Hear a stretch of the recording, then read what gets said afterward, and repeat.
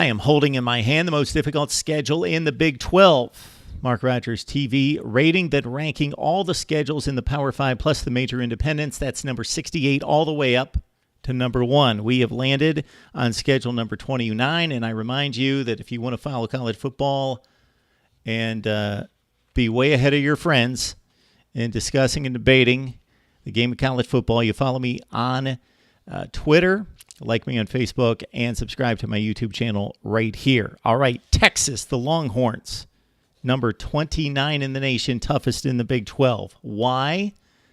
Well, everybody in the Big 12 plays everyone, so they generally have the same schedule, or at least 8 of the 9 games are exactly the same. Now, there's some consideration there because you've got 9 conference games. Half of the teams play 5 at home and 4 on the road, and half of them play 4 at home and 5 on the road. So that's taken into consideration. Also, what is the toughest stretch of games? More so, you take into consideration that if you're one of the better teams in the Big 12, you don't play yourself. So that slot is taken by one of the worst teams, while if you're poor Kansas, you play all the teams that are better than you. So for Texas, projected to be a middling team in the Big 12, maybe is slightly toward the upper end.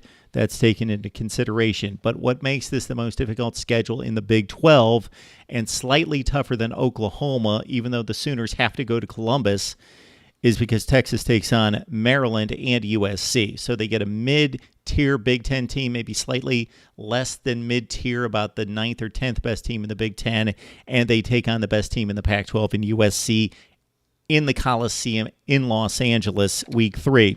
So out of the gate for Texas, it's Maryland, San Jose State, and USC. Tough non-conference slate for the Longhorns. Then they dive into Big 12 play, where they, of course, play everyone. So the toughest stretch during conference play for Texas starts October 7th when they go on this run. Kansas State, Oklahoma, Oklahoma State, Baylor, and TCU. Tough stretch for Tom Herman and company. Again, Kansas State, Oklahoma, Oklahoma State, Baylor, TCU.